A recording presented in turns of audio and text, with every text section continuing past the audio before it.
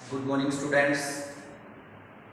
Class plus 2 subject economics, chapter number 6 money. What is money? Its function, इसके कार्य and its supply, इसकी पूर्ति कौन करता है। सबसे पहले तो हम मुद्रा के बारे में पढ़ते हैं। मनी को इकोनॉमिक्स में मुद्रा कहा जाता है। आमतौर पर हम कह सकते हैं बेटे धन, पैसा, रुपया। अब ये पैसा रुपया आता कहाँ से बेटे? सबसे पहले एक बात ध्यान रखनी है, आपको समझनी है कि जो पैसा है वो आरबीआई यानी कि रिजर्व बैंक ऑफ इंडिया, जिसको आप केंद्रीय बैंक भी कहते हैं, वो जारी करता है बेटे। और जितने भी सिक्के हैं, जैसे 1 रुपये का सिक्का, 50 पैसे का सिक्का, 5 रुपये का सिक्का, 2 रुपये का सिक्का, उनको कौन जारी करता है बेटे? उनको भारत सरकार जारी करती है। ये बात याद रखनी है। 1 नंबर में वो पूछता आपसे कि भारत में जो 1 रुपये का सिक्का है, जो करेंसी है, उसको कौन जारी करता है? तो उसको कौन जारी करता है?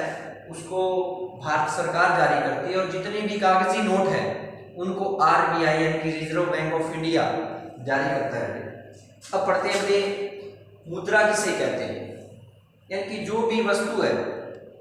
अब पैसा एक वस्तु है जो किसका काम करती है बेटे? विनिमय के माध्यम का काम करती है। यानी कि जो वस्तु विनिमय के माध्यम का काम करती है मुद्रा कहलाती है। और विनिमय का अर्थ होता है बेटे लेन देन करना। और प्राचीन काल में जो हमारे बुजुर्ग लोग थे वो लेन देन किसके साथ करते थे? वस्तु का वस्तु के साथ लेन देन करते थे, क्योंकि प्राचीन काल में जो पैसे होते थे वो चांदी और सोने के बने होते थे बेटे। अब ये आता है बेटे विनिमय के प्रकार। कहता विनिमय 2 प्रकार का होता है। एक वस्तु विनिमय प्रणाली जिसको बार्टर सिस्टम ऑफ एक्सचेंज कहते हैं, और दूसरी है मौद्रिक विनिमय प्रणाली जिसको मॉनेटरी सिस्टम ऑफ एक्सचेंज कहते हैं। और कहता वस्तु विनिमय प्रणाली वो प्रणाली है जिसमें वस्तु का लेन देन वस्तु के साथ किया जाता है, यानी कि वस्तु का वस्तु के साथ किया जाता है। एक किसान को गेहूं की जरूरत है और दूसरे किसान को बाजरा या मक्के की जरूरत है बेटे, तो वो आपस में क्या कर लेंगे बेटे? उसको आपस में चेंज कर लेंगे बेटे। बाजरे वाला बाजरा ले लेगा जिसको बाजरे की जरूरत है, और गेहूं वाला को गेहूं वो दे देगा बेटे। यानी कि वस्तु का लेन देन वस्तु के साथ किया जाता है। दूसरा आता है मौद्रिक विनिमय प्रणाली, यानी कि जिसमें वस्तु का लेन देन मुद्रा की सहायता से किया जाता है। यानी कि उसका मूल्य आंक लिया जाता है कि बाजरे की कीमत 1500 रुपये प्रति क्विंटल है, परंतु गेहूं की कीमत 2000 रुपये क्विंटल है। तो 1 क्विंटल गेहूं के बदले में उसको 1 क्विंटल कुछ केजी बाजरा ज्यादा मिलेगा। यानी कि ये वर्तमान में जो प्रचलित प्रणाली है, जिसे मौद्रिक विनिमय प्रणाली भी कहा जाता है, इसे कागजी मुद्रा मान या प्रतिबंधित मुद्रा मान भी कहा जाता है, यानी कि मैनेज्ड करेंसी स्टैंडर्ड। अब आता है स्टैंडर्ड मनी, यानी कि प्रमाणित मुद्रा किसे कहते हैं? प्रमाणित मुद्रा उस मुद्रा को कहते हैं जिसका सरकार या मौद्रिक अधिकारी के आदेश द्वारा अर्थव्यवस्था में परिचालन होता है। यानी कि अर्थव्यवस्था में जो सरकार या मौद्रिक अधिकारी है उसके आदेश पर चलती है, वो क्या कहलाती है? प्रमाणित मुद्रा कहलाती है। यानी कि जिसको प्रमाण दिया गया है, किसके द्वारा? आरबीआई के द्वारा, वो सरकार के द्वारा प्रमाणित कर दी गई है कि ये 500 रुपये का नोट है, ये 100 रुपये का नोट है, ये 200 रुपये का नोट है। और उसके ऊपर भारत सरकार या जो रिजर्व बैंक ऑफ इंडिया है, केंद्रीय बैंक, वो एक आपको प्रॉमिसर प्रोनोट करता है, यानी कि प्रॉमिस करता, आपसे वादा करता है। जिस प्रकार आप किसी भी कागजी नोट के ऊपर देखोगे कि मैं धारक को 100 रुपये अदा करने का वचन करता हूं या करती हूं, तो वो क्या होते हैं बेटे? जो केंद्रीय बैंक है उनके द्वारा जो प्रॉमिस किया गया है, जिसे प्रॉमिसरी प्रोनोट कहते हैं बेटे। सेकंड आता है नेक्स्ट बेटे स्थगित भुगतान, ट्रांसफर पेमेंट। यानी कि जिसको ट्रांसफर कर दिया गया, नाम से ही स्पष्ट हो गया बेटे, स्थगित यानी कि जिनका भुगतान, ऐसे भुगतान जिनका भुगतान वर्तमान में न करके भविष्य में किया जाता है, ऐसे भुगतान किसे कहते हैं? कहता स्थगित भुगतान उन भुगतानों को कहते हैं जो भविष्य में किसी समय पर किए जाते हैं, यानी कि जिसका समय भविष्य में निर्धारित किया जाए, यानी कि जिनका वर्तमान में भुगतान न करके भविष्य में किया जाता है। जैसे आप एक उदाहरण के तौर पर कह सकते हो कि एफडी, फिक्स डिपॉजिट जिसको कहते हैं, जिसको सावधि जमा भी कहा जाता है, उसका भुगतान वर्तमान में न करके भविष्य में किया जाता है। जितनी भी एलआईसी कंपनी है, जैसे एलआईसी की बीमा कंपनी है, वो वर्तमान में हमसे लेती है, परंतु उनका भुगतान क्या कब करती है? भविष्य में करती है। तो वो किसके अंदर आती है? स्थगित भुगतान का माप कहलाता है। ये 2 नंबर में आपसे क्वेश्चन पुट कर दिया जाता है कभी कभी एग्जाम में। नेक्स्ट पढ़ते हैं क्लासिफिकेशन ऑफ मनी, मुद्रा का वर्गीकरण। यानी कि मुद्रा का वर्गीकरण यानी कि मुद्रा को, पैसे को कितने भागों में बांटा गया? आमतौर पर 3 भागों में बांटा गया है। फर्स्ट इज पूर्णकाय मुद्रा, फुली बॉडीड मनी। अब पूर्णकाय या पूर्ण का मतलब पूरी तरह, काया का मतलब जिसकी बॉडी पूरी हो, ऐसी मुद्रा में जिसमें मौद्रिक मूल्य यानी कि मुद्रा का मौद्रिक मूल्य बराबर होता है मुद्रा के वस्तु मूल्य के, यानी कि मुद्रा का वस्तु मूल्य और मौद्रिक मूल्य जब दोनों बराबर होते हैं तो वो क्या, कौन सी मुद्रा कहलाती है? पूर्णकाय मुद्रा कहलाती है बेटे। अब हमें यहाँ पढ़ने की जरूरत है बेटे, मुद्रा का मौद्रिक मूल्य किसे कहते हैं? 2 नंबर में पूछेगा बेटे कि मुद्रा का मौद्रिक मूल्य किसे कहते हैं। आप लिखोगे कि मुद्रा का मौद्रिक मूल्य वह मूल्य है जो उस नोट पर लिखा होता है बेटे।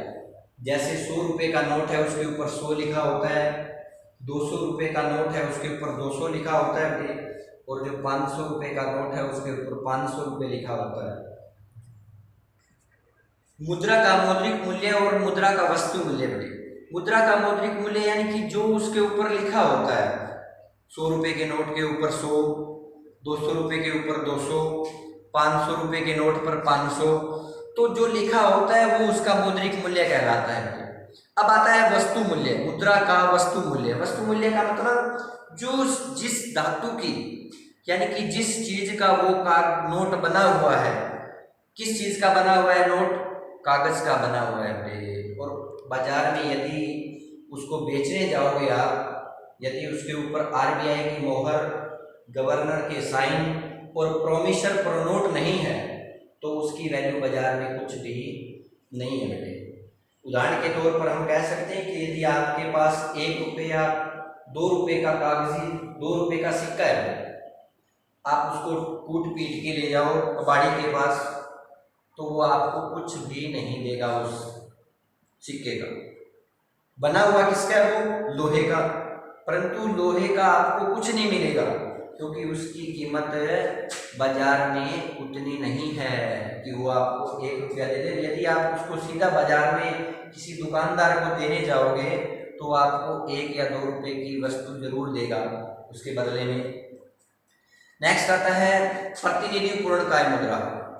अब यहाँ से स्पष्ट हो गया बेटे कि जो पूर्णकाय यानी कि फुली बॉडीड मनी है उसका जो रिप्रेजेंटेटिव करती है वो क्या कहलाती है?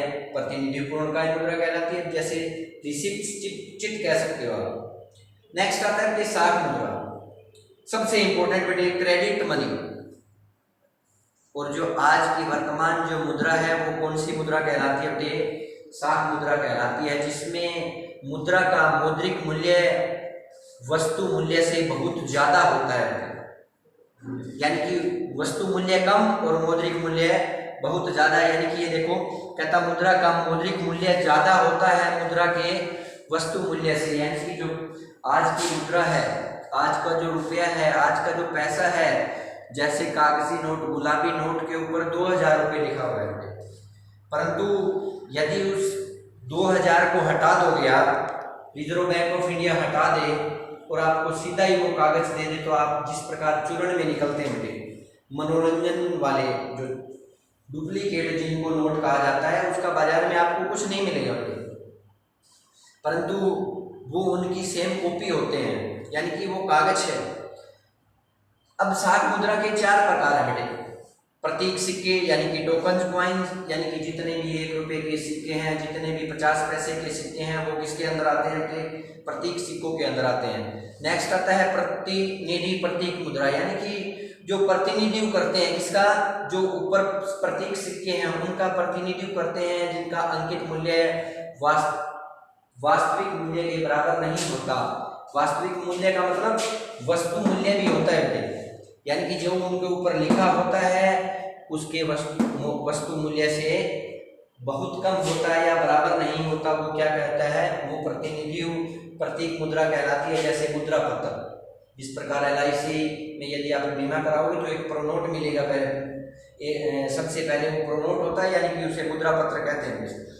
केंद्रीय बैंक के प्रॉमिसर प्रोनोट नोटों का परिचालन, यानी कि केंद्रीय बैंक है वो आपको जो कागजी नोट है, जो 100 रुपये का, 200 रुपये का, 500 का, 2000 का, उसके ऊपर एक वचन लिखा होता है बेटे। एक प्रॉमिस करती है केंद्रीय बैंक या सरकार कि मैं धारक को 500 रुपये अदा करने का वचन करता हूँ या करती हूँ, यानी कि वो क्या कहलाता है? प्रोमिसरी प्रोनोट कहलाता है बेटे। नेक्स्ट आता है बैंक की मांग जमाएं, यानी कि बैंक के पास जितनी भी डिमांड डिपॉजिट्स हैं बेटे, उन सभी को बैंक किसकी सहायता से निकलवाते हैं? हम बैंक से चेक के द्वारा। और चेक क्या होता है बेटे?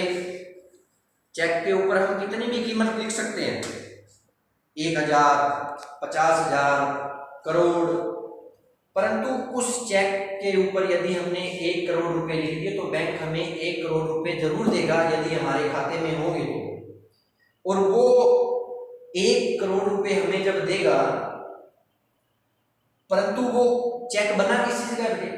कागज का बना हुआ है रियल, परंतु उसका वस्तु मूल्य कितना हुआ?